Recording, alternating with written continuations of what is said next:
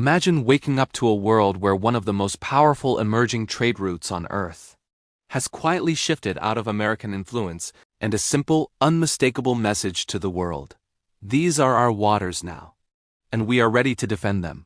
For decades, the Arctic was frozen, empty, irrelevant. A place for explorers, scientists, maybe the occasional submarine.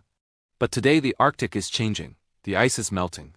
The sea is opening, and suddenly, this frozen ocean has become one of the most valuable strategic regions on the planet. And right at the center of it is Canada. Because running through Canada's far north is a route called the Northwest Passage. A shortcut between the Atlantic and the Pacific. One that could save ships thousands of kilometers of travel, billions in fuel, and weeks of time. Global trade is worth over $20 trillion a year. And even a tiny fraction of that passing through the Arctic means hundreds of billions in economic power. For over 70 years, Canada has said, "This is our water, our territory, our rules." But the United States has always replied, "No, this is international. Anyone can pass." And for a long time, Canada couldn't really prove otherwise. The North had almost no infrastructure, few ports, limited surveillance, seasonal icebreakers, almost no enforcement. On paper, the Arctic belonged to Canada. In reality, it was uncontrollable. But that era is over, because now Canada isn't just claiming the Arctic. Canada is physically building control over it.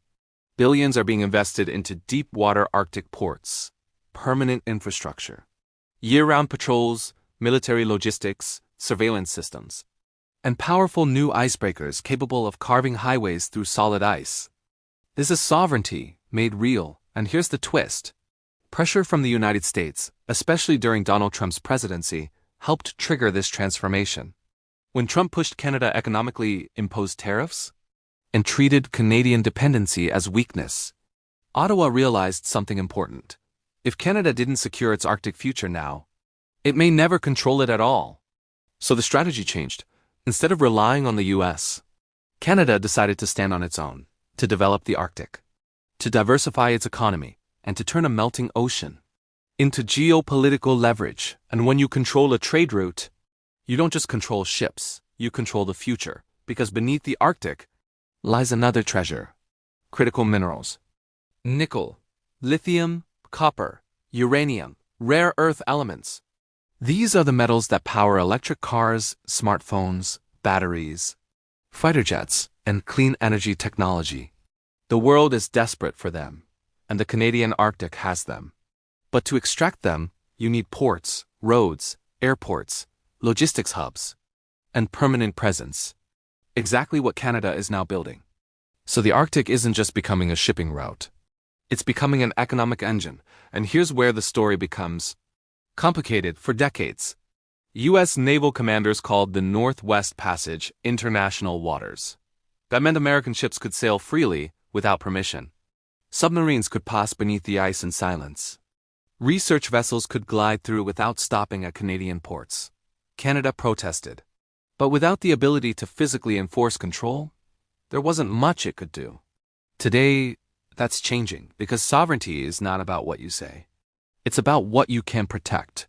And every time a Canadian patrol ship escorts traffic, every time cargo passes through a Canadian-operated port, every time navigation fees are charged, Canada's claim becomes stronger. Now the United States faces a dilemma.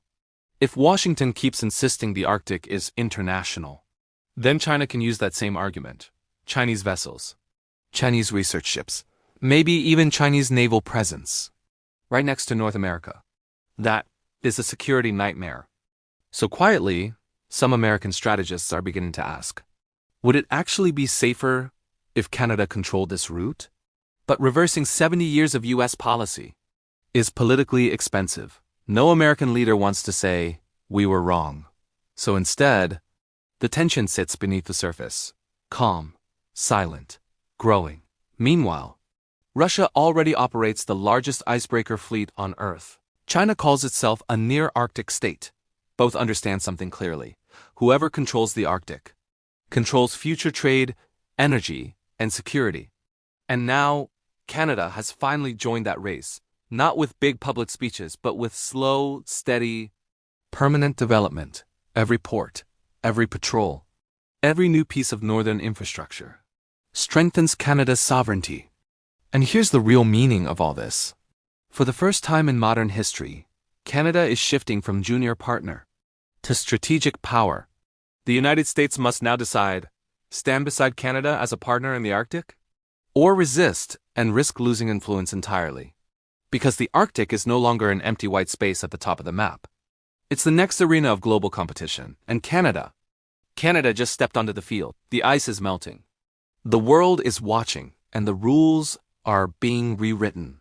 If you found this breakdown helpful, and you enjoy clear, fact-driven storytelling about global power shifts, make sure to like the video, subscribe, and turn on notifications so you don't miss future deep dives, and tell me in the comments. Should the US support Canada's Arctic sovereignty? Or defend freedom of navigation at any cost? I'd love to hear your thoughts. Thanks for watching, and I'll see you in the next one.